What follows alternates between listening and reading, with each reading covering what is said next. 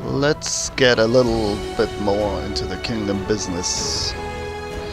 The River Kingdoms are by no means a unified nation, but rather a constantly shifting group of city-states and fiefdoms, each at war with the others, both to gain more power and to prevent their own demise.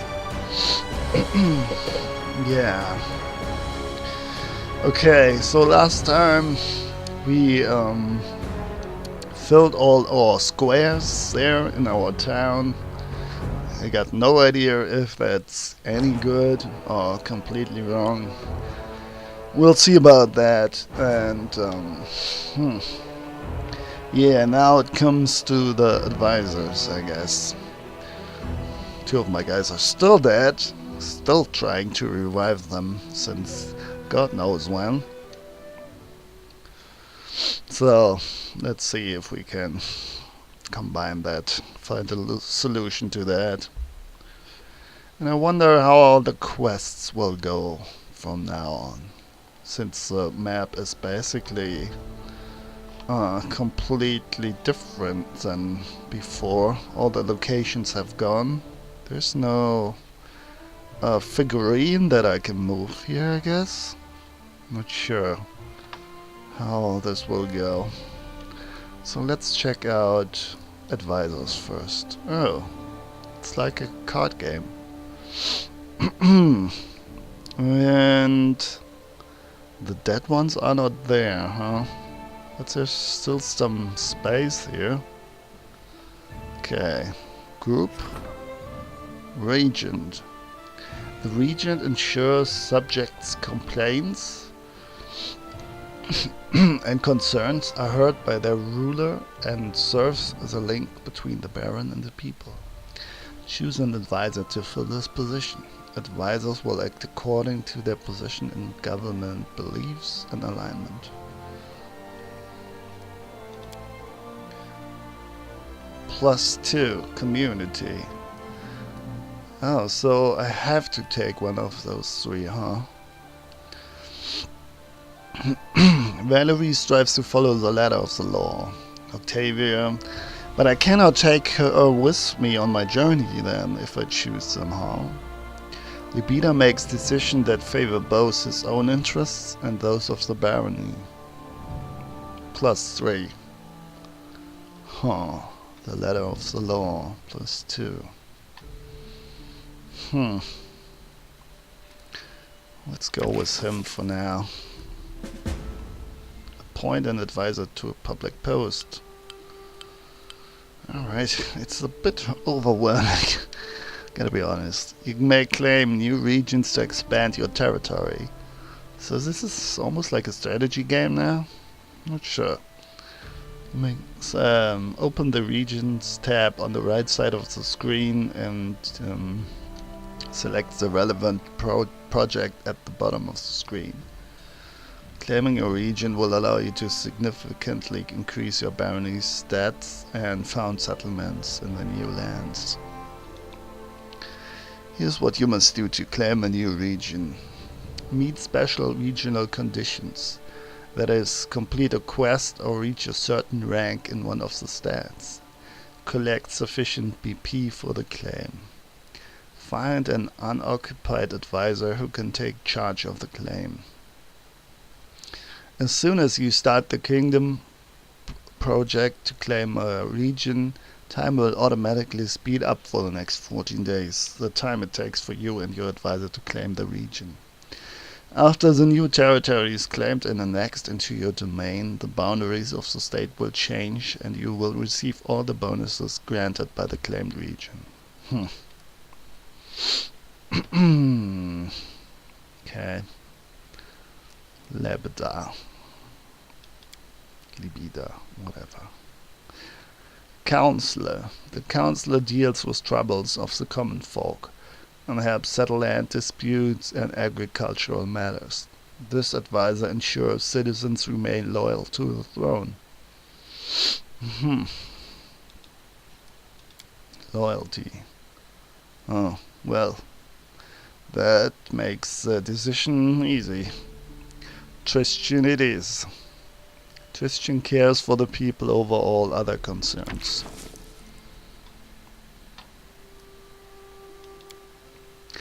General. The general is the highest ranking officer in the army of the barony, and is responsible for watching the borders and protecting the realm.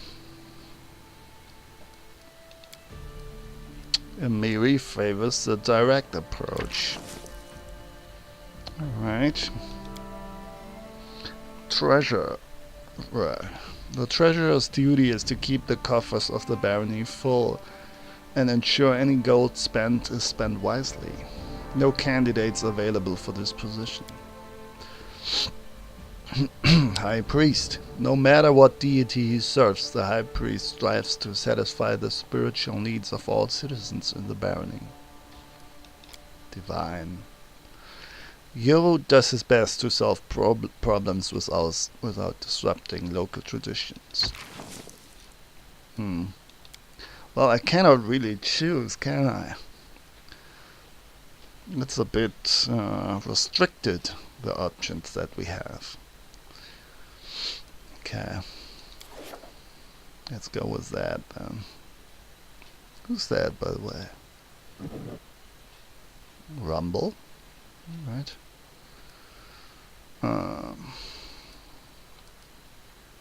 Let me see, can I see, I wanted to check the difficulty of the kingdom.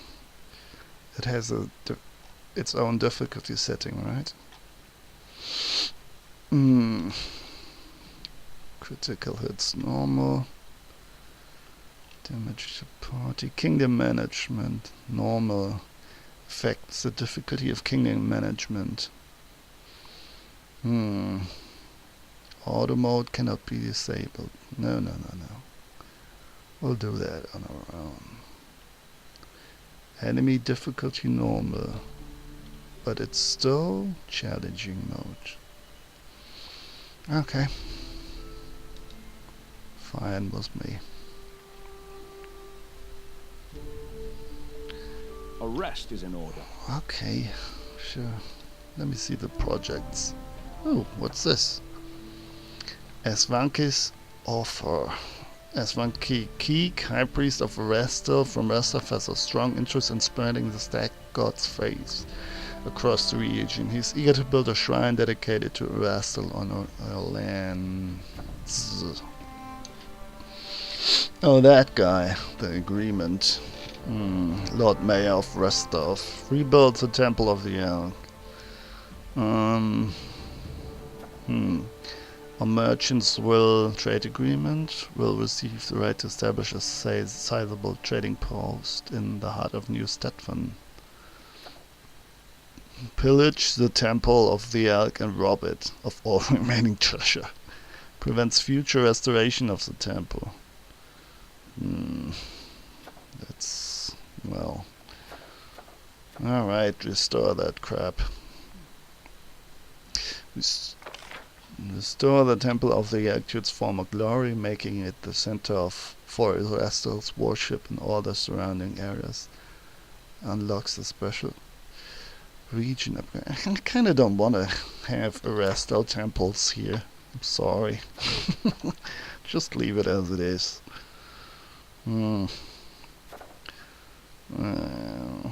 Another Stag God? No, leave me alone with the Stag Lord. The Lord Mayor of Rostov has offered 500 BP in financial assistance in exchange for your promise to work exclusively with Rostov's Builders Guild. It's a generous offer, but who knows what consequences this would have for the barony. Choose an advisor to handle this event. Advisors will act according to their position in government, beliefs and alignment. Choose wisely. No candidate available for this. It requires 7 days to solve. Okay. Use the resist energy spell when facing an enemy with powerful elemental attacks. Why is it loading now? Don't even know. Did we leave the whole map menu now?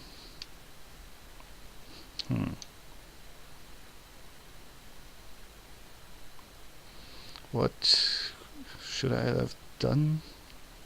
Anything else there? I don't even know, man. Let's see where we end up.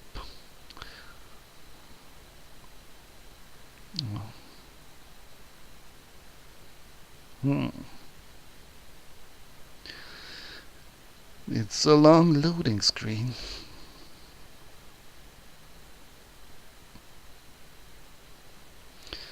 Yeah. Kinda wanna do normal stuff. You know.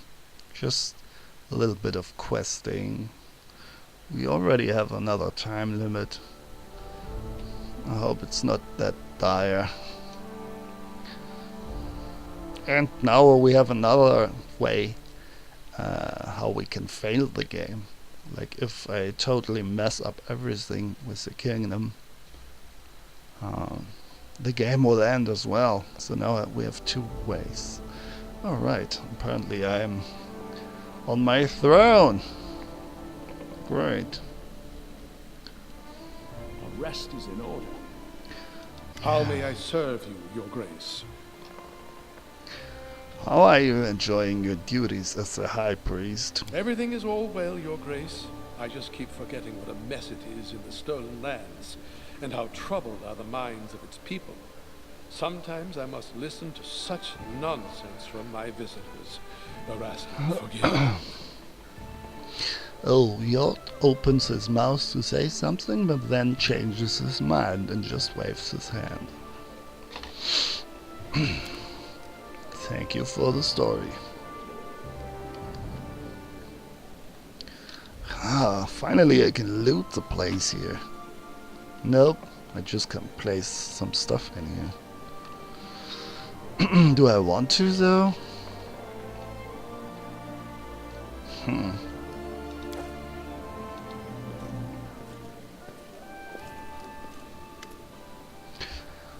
Lander Libida. A tall young man of about 17 stands before you. He's athletic, and his composure and bearing hint at nobility. A faint smile curves his lips, but his gaze remains cold and examining.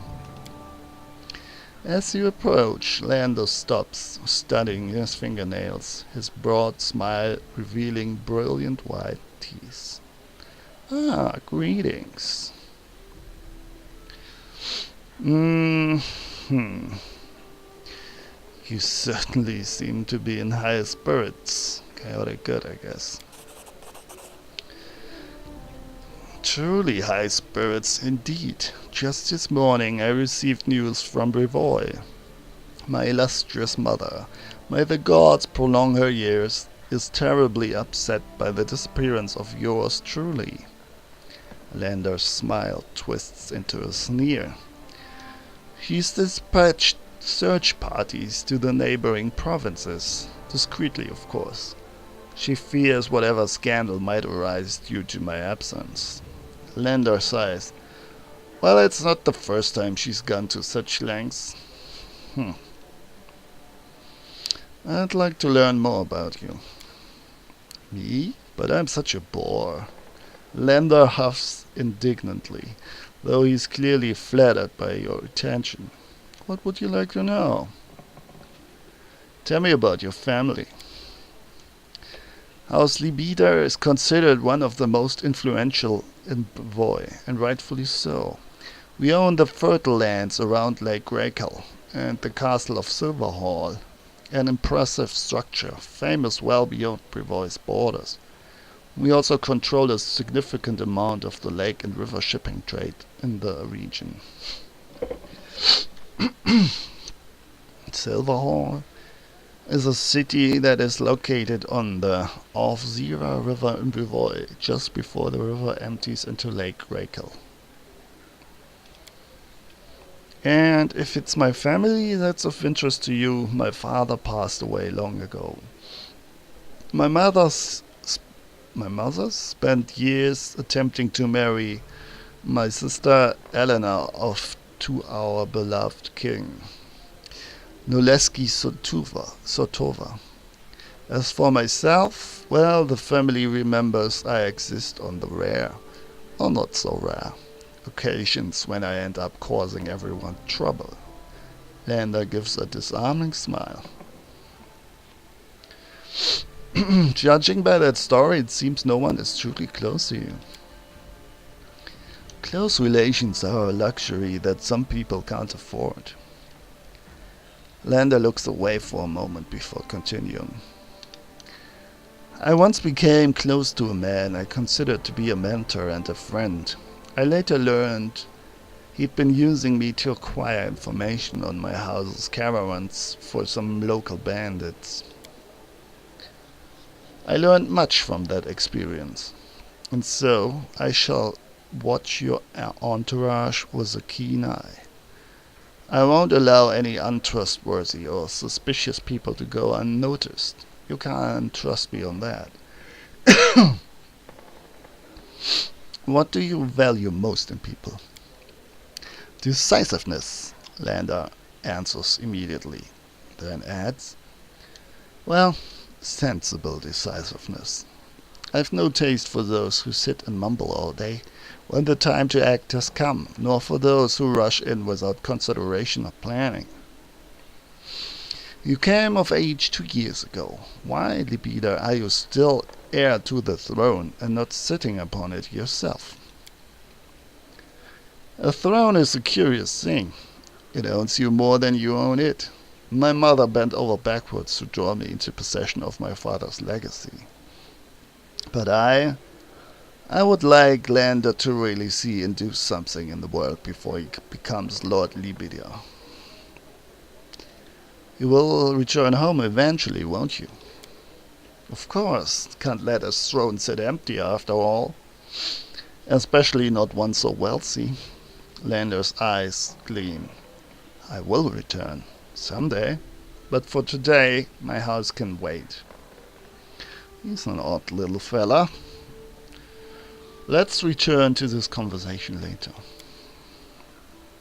Why not? Lander shrugs. I need to discuss politics and affairs of the barony with you. Always glad to provide counsel, Lander smiles.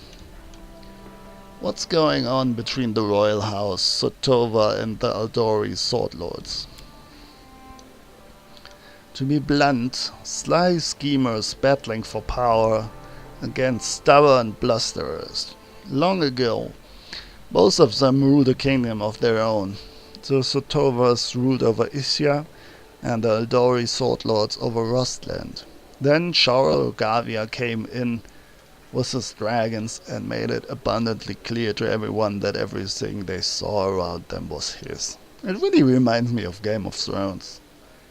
Yeah, you have those 3 factions, right? And you have the dragon guys that kinda, well, maybe it's just like very, in a broad sense, that there are similarities between them. I don't know, we'll see. Who do you think ran quickest to express their deep devotion and loyalty? It certainly wasn't the Aldori. They fought to the last, and they almost died out as a result. Over the next 2 centuries, the Sotovas squeezed everything they could from the benevolence of their rulers. And now, after the vanishing of the Rogavia line, Noleski Sotova has seized the throne, but the Sotovas owes a blood debt to half of Privoy. It will prove difficult for them to hold on to that power. This makes them paranoid. They see enemies everywhere, and the Aldori are no exception. What's my barony's role in the Sotova-Aldori conflict? I'm certain they'll keep trying to win my support. The Aldori are brave and senseless. You're more likely to pull them out of trouble than be the one receiving aid. And the Sotovas are smart, but they'll gladly sell you out if they see profit in it. They're also unbearably boring. All of which means you made a wise decision when you picked me as your ally. Lander smiles. I wouldn't pander to either of them. Yeah, that's kind of the route I wanted to go.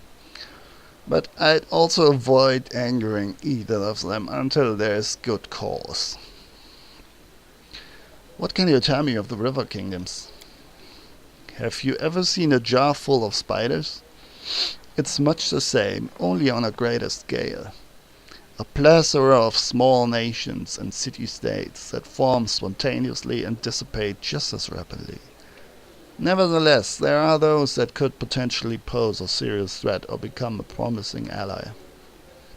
Pitux makes a fine example here. That's enough business for now. Of course, Lander nods. The world is plenty interesting even without politics, wouldn't you say?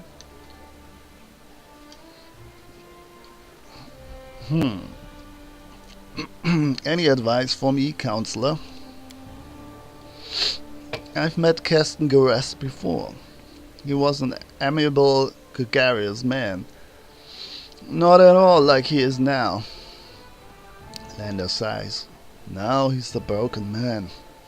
And I don't consider it wise to trust broken people with important positions. How do you like being regent? It gives me great satisfaction, Your Grace. The very thought of how much I influence the barony. Ah, but you must be asking after my responsibilities. All matters are well in hand, and by no means do they hamper my other affairs. We'll speak later, little brat. I need to rest. A rest is in order. Right, I heard you.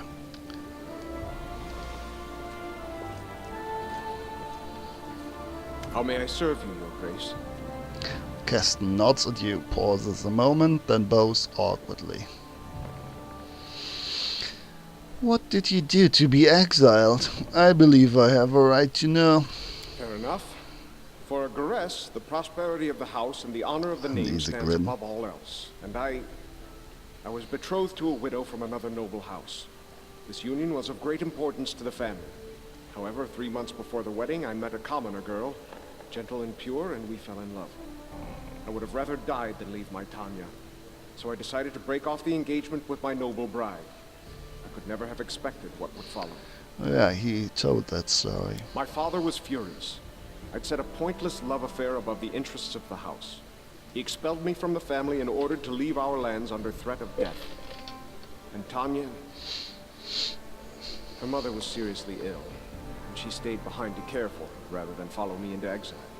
Thus, I was on my own, disgraced, without a name, and without love. Well, can she like follow after her mother like either got better or died? Don't imagine that I ask for pity. Everyone gets what they deserve. Keston remarks in a somber tone. If I were to offer you a public position, what job would you like to do? I believe I can manage to uphold the law. Being a warden would suit me well. We'll see. I'll see you later. Bye-bye. A rest is in order. Why doesn't Lindsay get any positions? Tristan gives you a friendly nod. How may I help you, Victor? Leave! No. Should go. A pleasure. So they all don't have anything new to say. Yet again.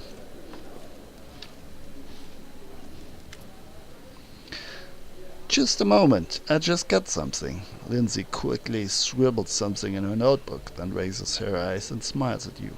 Hi. Leave and do not return. I have to go. Just don't leave without me. Of course, I could just write whatever you tell me, but if I wanted to stay cooped up in a dusty room, I'd still be sleeping through lectures at the academy. Sure. Oh, we can interact with this map here. Okay. A rest is in order. Let's look around a bit here, shall we? Who's that elf guy? Storyteller. Hey, Chief. Amiri gives you a broad grin. What's on your mind? Thanks for talking. Talking. When will you do some monster killing? Instead, Amiri sighs and turns away. She now has a position. I'd rather take her with us, I guess.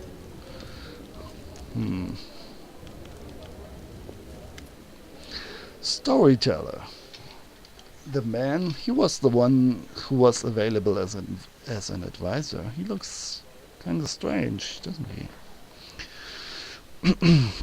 The man standing before you resembles an elf, but a very old one, which is odd. His face is wrinkled and his white beard falls to his waist. The man seems to be completely blind. Seems to be. The old man stares past you with unseeing eyes. He seems to be consumed in his thoughts. He mutters a soft melody, swaying back and forth slightly to its rhythm. The man shudders briefly and stops singing. His mouth opens and closes a few times, bringing to mind a fish brought ashore. Ah, who is there? Is that you, Your Grace? How could you tell it was me? The old man smiles slightly. It is not so hard to recognize a ruler by the way he walks. No one in here steps as confidently as you, Your Grace. Ah, right, whatever. Who are you? I am an elf from Kionen. That's where Jaisal is from. My name is not important. I am the storyteller, collector of stories. I collect unknown legends of ancient times. The man smiles, but it doesn't seem to be directed toward you. The homeland of the elven race on Golarion. Kionen was almost completely evacuated by the elves just before the fall of the Starstone. They only recently, by elven standards, returned to Golarion to reclaim their ancient homeland and have become an isolationist realm, allowing few non-elven visitors into their mist-shrouded capital, Yadala. Long ago, I was a smith in Kionen. The fire of the forge has burned out my eyes, but I am grateful for it. If I could see, I would get forged suits of armor for Yadara's guards. Instead, I have stepped on the path of an adventurer and gatherer of ancient legends. The old man ponders silently for a moment. Many peoples are long dead. Their homes crumbled to dust and their bodies turned to ash. Only legends can still tell us of their triumphs and defeats, their joys and fears. I would be so interested to hear the stories told about us after our demise. I have always been drawn to the stolen lands, where countless expeditions, armies, and even kingdoms have met their untimely ends. When I learned of a new barony being founded in the heart of these lands, I knew I wanted to be part of its story. So I made the journey here. Are you really an elf? Do other elves age like you have? I don't think so. A common question. Despite my unusual looks, I am an elf. And an old one. Yes, perhaps older than any other elf of Kionen. However, I doubt my age alone is responsible for my appearance. I keep the stories of many people and races, some forever gone from the face of Golarion. But they live on in my memory and my heart. When I accept a new story, I lock it within myself, bearing the weight of its words and the emotions they invoke. So the stories of other people have transformed his appearance, apparently. That's what he's trying to say. I sometimes think that I probably should have died long ago, but some incomprehensible force is keeping me alive and granting me the ability to continue my quest to gather stories. Be it divine power or fell curse. I am grateful either way. Alright. Would you care to trade stories with me? The man's voice rustles like autumn leaves. I am a collector, not a trader. If I share a story with you, you receive the power to pass it further, changing or embellishing it, whether willingly or not. Can I be certain you will keep my stories intact in their absolute purity? The storyteller ponders for several moments. No, I do not think so. At least not yet. Okay. Well, these legends are the most precious valuables of this world. There seem to be more than stories, right? The last remnants of ancient tribes. They are beacons illuminating the way to the past, allowing us to meet generations long gone. I cannot let their light fade. The path to the past must not be lost. Well, how can you tell? How does he judge whether one is worthy to hear the stories? The old man thinks for a moment, then continues. But I can offer you a deal, your grace. If you find some items belonging to eras past, bring them to me. If I recognize the stories hidden in those items, I will gladly share them with you. I see. And if you find all the pieces of any ancient artifacts, I can even recall my smithing skills to unite them and restore their power.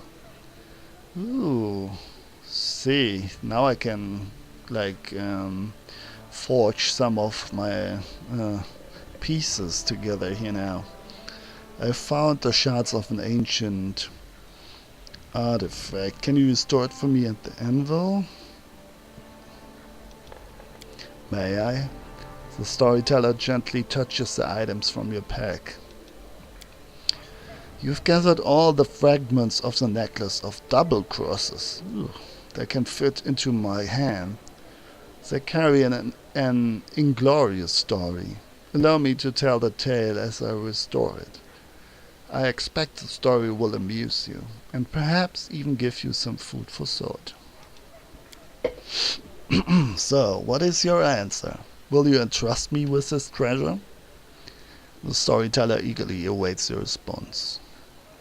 Restore the necklace of double crosses. Oops, what happened here? The storyteller holds the pieces of metal carefully in his hands. I shall begin. Not every legend speaks of heroic feats. Some tell of atrocities and wicked things. I will breathe my gift into this necklace, that it may tell you something of itself. Lindsay identifies necklace of double crosses. Where is it? I got a lot of stuff that I need to check out anyway.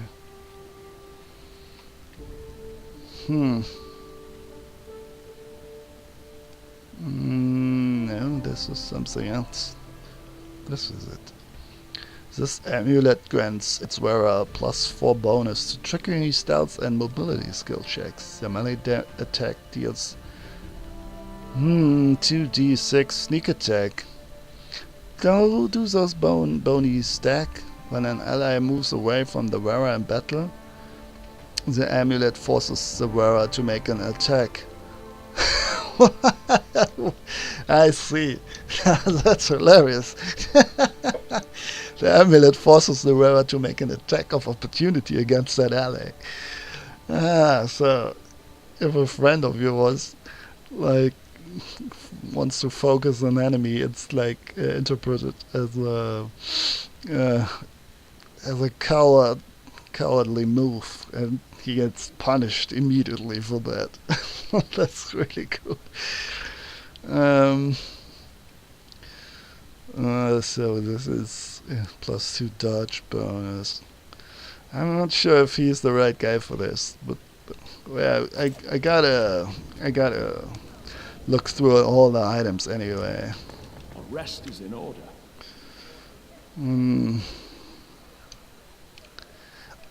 Remind me of what it is you want from me. I've brought some relics. Are any worthy of a story? The storyteller's eyebrows raise. How interesting. May I, your grace? He gently touches the items from your pack. A coin from a non-existent country. When Corval the Conqueror mastered Rostland, having claimed it for Brevoy, he prohibited the issuance and use of such coins. Both ordinary folk and the Adori sword lords were required to use new coins, decorated with Corval's profile. But no one was quick to be rid of these prohibited coins. Oh no, in many houses they still store boxes and whole chests of such coins, waiting for the day when Rostland declares its independence. Ooh, gold coins for ancient 3,200 for ancient Rostlandic coin.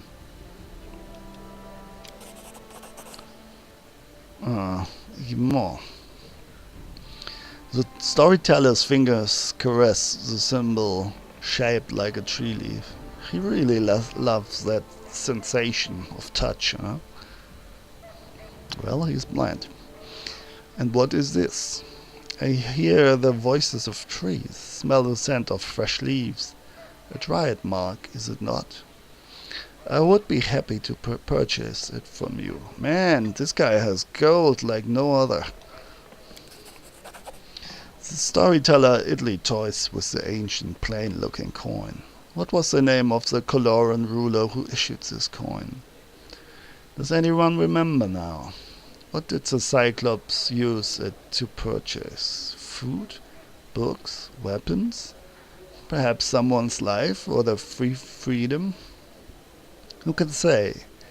Its history was erased by the Earthfall, but I will buy it from you for significantly more. Than it was worth in its own time.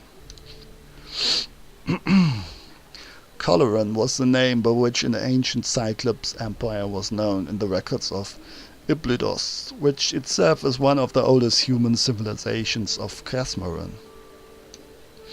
The empire was founded by exiled Cyclops, escaping from brutal Golgan, but did not last long. Today the area that was Coloran is part of Eubaria. The empire was destroyed in the event known as Earthfall, and the ensuing chaos of the Age of Darkness. Earthfall is the name given to the cataclysmic event in which of a swarm of meteorites impacted Golarion in -5293.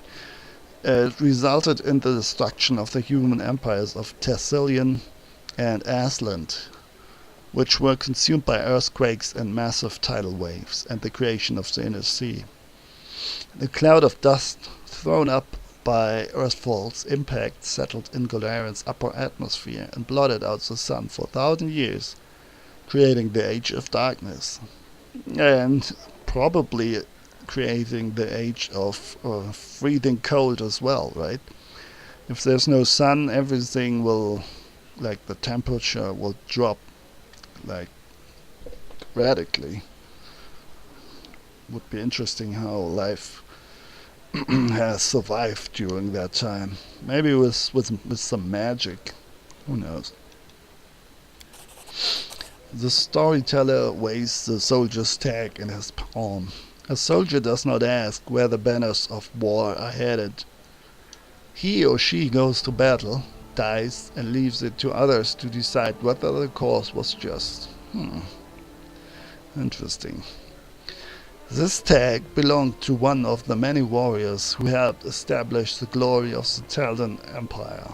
If you would permit me, I would gladly purchase it from you. Yeah, he's asking, but we really don't have an option. That's probably the only way we get rid of those. I mean, we get some coins for it. That's good. And our inventory has more space now. The belongings of brave heroes who performed their feats here before you. I sense you would be interested to hear their story. But there are too few of them here for me to recount it yet. Please find the rest. I'm sure you won't regret the time you spent in the search. I'm not so sure about this. The storyteller finishes his inspection. Remember me, should you find anything noteworthy. I need an advisor at my court. Would you like to serve me in matters of state? The storyteller's voice grows soft. Thank you for your words. I am unlikely to be able to interpret the intricacies of the political world or the affairs of the treasury, but my advice regarding the magic of the arts would be useful to any ruler. I'll leave you to look to your legends till we meet again.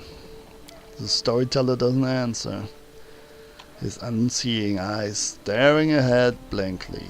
Well, a little bit more respect, my friend. We're talking to your grace.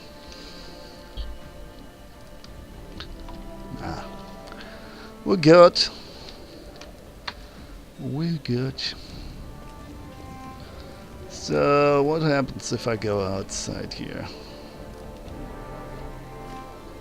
Can I visit my city, my town?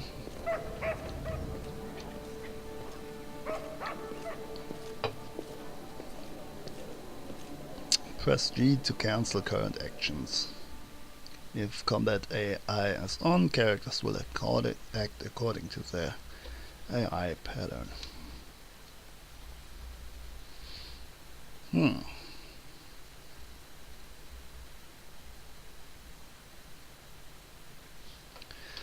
Yeah, I really wonder how the game will progress from here on now. It said something about you can either do quests or gather points to expand your territory, right?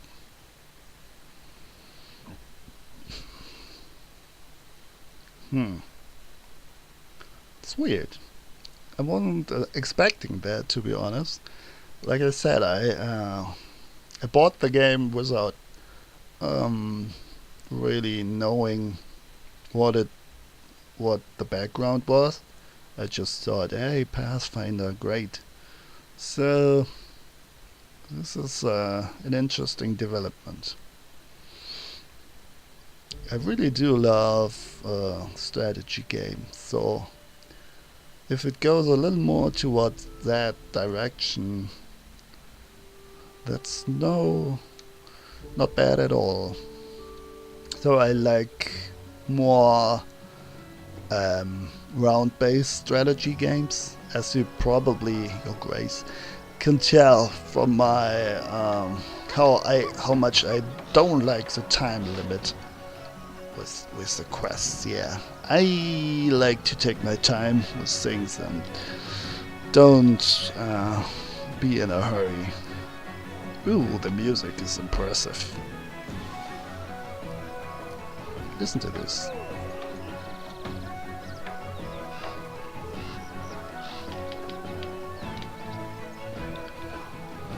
I don't know if you can hear it if I turn my music up there. But probably if I turn it up here.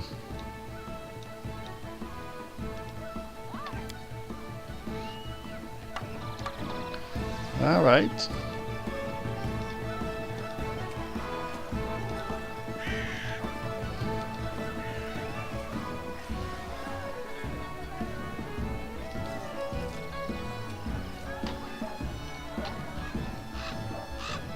Oh, look at that. That's the old house. She still has a lantern. Some chicks. Christian. So this is what I've built, huh? Is that right?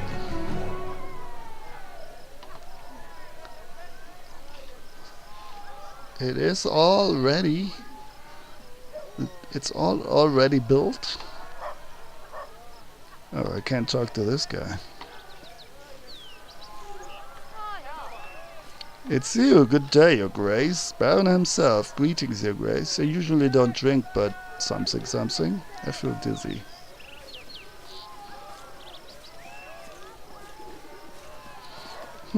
So we can now... Oh no, it's under construction. That's the monument.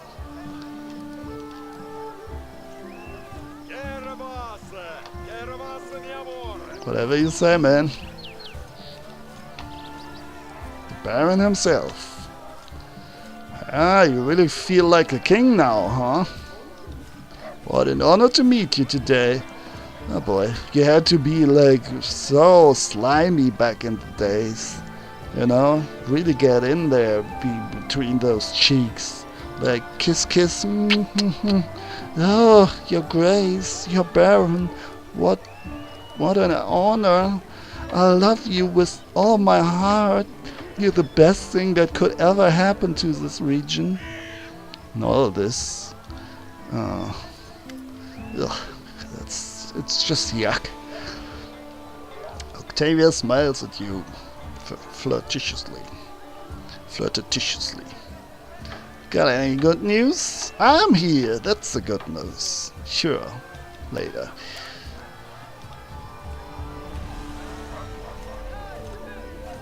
Let's go inside. Let's see if this tavern is already functioning or what it is.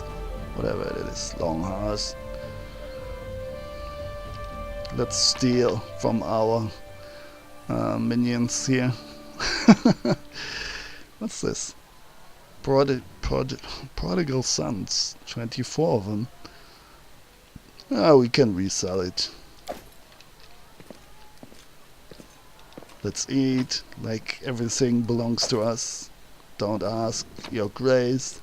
They're even thankful if I loot the place and bow to me. Yeah, well, you go on doing what you do. What a spoiled life. I need to rest, by the way. Could I... Yeah, I know. Could I... Was there a bed in there that I could have used? No, not really, no. No.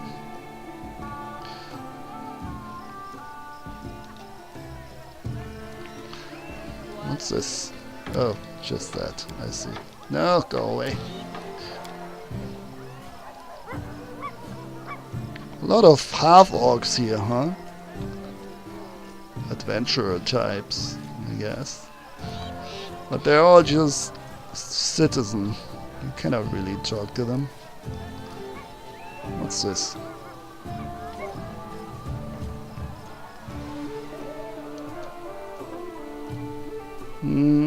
Absolutely nothing of interest here, huh? Tab is showing nothing.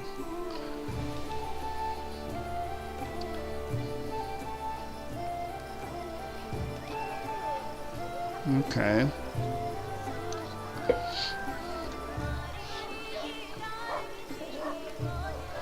Yeah, this is the end of the map.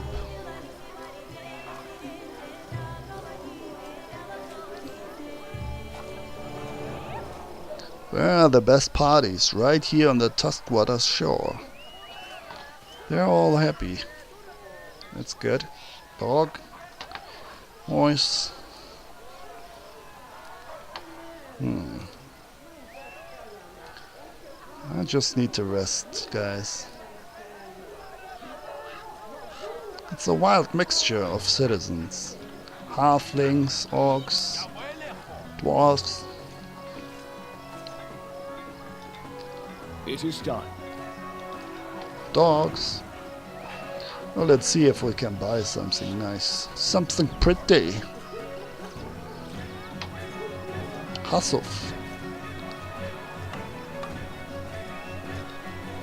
How about raise death spells? You see a dark-skinned, witty man with a weather-beaten face and a happy smile on his face. He is dressed luxuriously, and his dark hair and neat mustache are exquisitely coiffured. The man bows to you, spreading his arms a little. Hasuf from Absalom is happy to welcome you, your grace. Come take a look at the best wares we traveling merchants have to offer. Please, come take a look. Absalom. For more than 4,000 years, Absalom has been the city at the center of the world, a metropolis-sized showcase of the greatest treasures in all Golarion. The city not only holds a key strategic position for both commercial and military endeavors in the region, but encompasses the site of the ascension of 4 deities and claims to have been founded by none other than the last Aslanti, the god Erodin. Let's see what he has. Flame Guard. Yeah, that's some good stuff. Oh, we now have 11,000. This is very special stuff. Cure. How about race? There you are, and all my gold goes away. If I want to buy that. Don't we have a temple where we can resurrect guys? Build points? Gee. I can't buy them here. That's a weird thing. Okay. Staglord's broken charm. A charm once worn by the Staglord. It's smeared with blood. It probably used to have something inside, but it's empty now.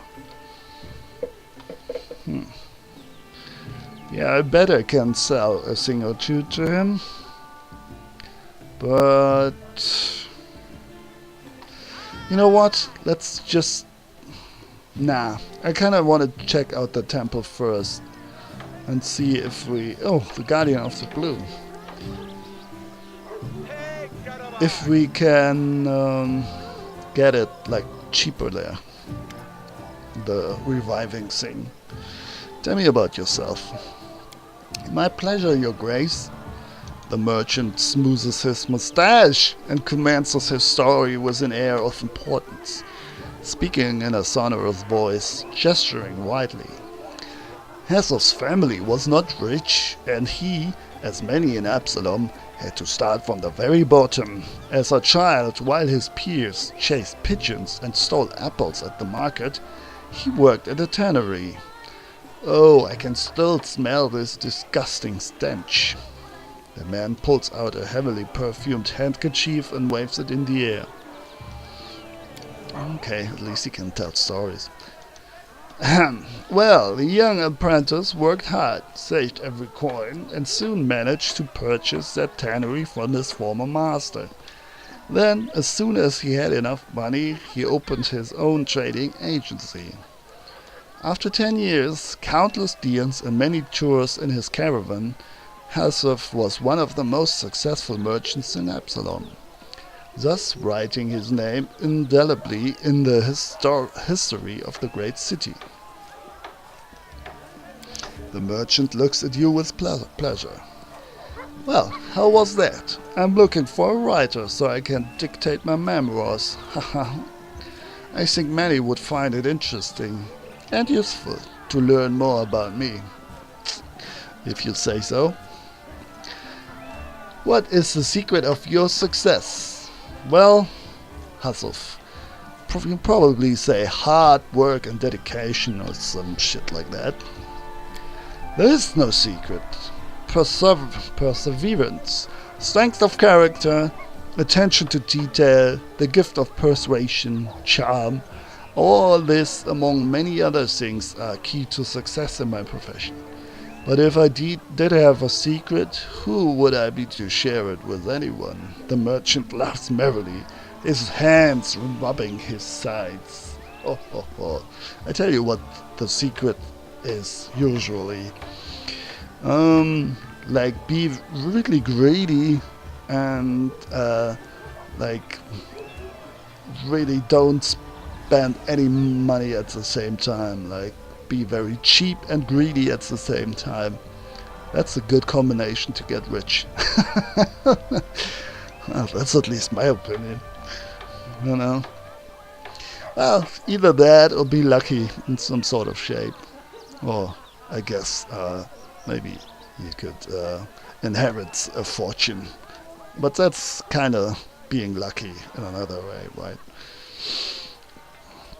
Why did you leave Absalom, the center of global trade, for some young barony in the Stolen Lands? Ha ha ha ha ha. This is a long story. I don't think your grace would be interested. Why would your grace ask if he wasn't interested? Come, come, tell me why you left Absalom. I insist as your new master. The merchant groans theatrically. Very well, as you wish, your grace. It was about a woman. When I was still young, I fell in love with the daughter of a judge, an important person in Absalom. For many years I tried to win her heart, but she was cold as stone. I should have given up. But this is not in my character. In the end, I did manage to win her love, but I was unready for it. Hesuf swallows and rubs the back of his head. As Abada is my witness, the flames of hell burn inside this woman. Ha! I could not live with her for even 6 months. Tenderness and passion one day, screaming and scandal the next. Sometimes she would break into my office during business meetings to make a jealous scene, and sometimes pulled me by my collar from the finest taverns in town. I couldn't sleep. I was nervous all the time, and it started to affect my business. I realized there was nothing else to do but run. Leaving her and remaining in the city would be impossible, even in such a city as Absalom. She kind of sounds manic, or maybe, I don't know, like bipolar, some sort of that. But not saying every... Oh well. I'm just talking out of my ass, to be honest. I don't know what I'm talking about. Abada, the god of cities, the god of walls and ditches, we had that. I decided never to return, and I still fear that wildcat of a woman will follow my trail. Hasselhoff stops talking and stares into space without blinking. Although sometimes, after a couple of jars of wine, I still remember her. Perhaps it was I who unleashed this tornado in her. If somehow I'd behaved differently. Yeah, you never know how things will turn out, huh? Perhaps another time. Farewell.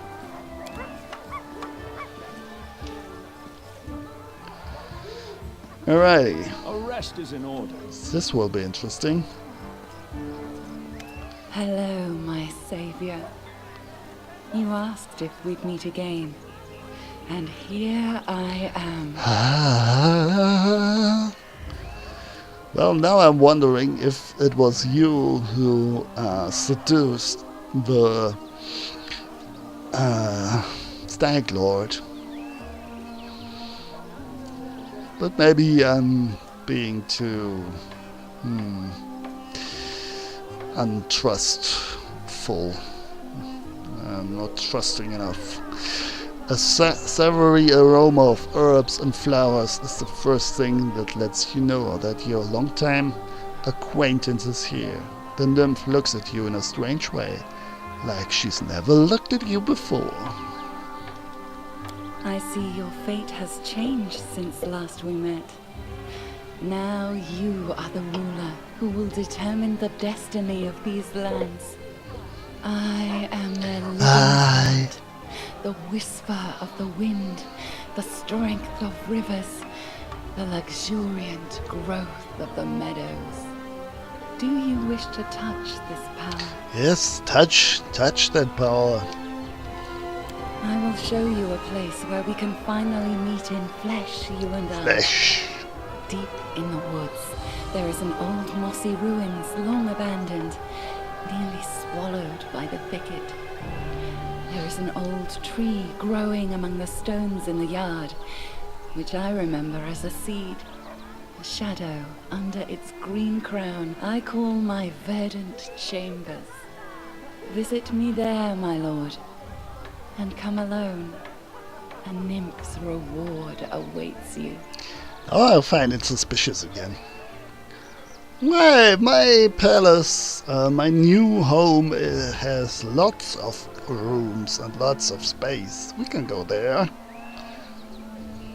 To show me your powers? To let me touch your power?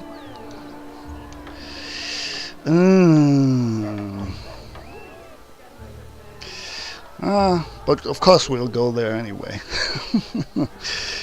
I hope I will be rewarded for my efforts. I don't have time to wander through some thicket. No. We're being like Mr. Charming. I don't need any reward. Seeing you is the best reward for me. Then come to my chamber and be my guest. We'll share stories and laughter. Imagine the future and dream. Yeah. So now we'll become a tree hugger, right? Like literally. Make love with a plant. And a spirit in some way. So long. I will await you there as the ground waits for spring under the heavy winter snow. How poetic you said that. Yeah, the ground waits for spring under the heavy winter snow. Well, that's quite something. Imagine if everybody would talk like that, like in such pictures. Like, yeah, you are the blossom of my heart and the seasons in my... I don't know. Sorry. But it would be something, right?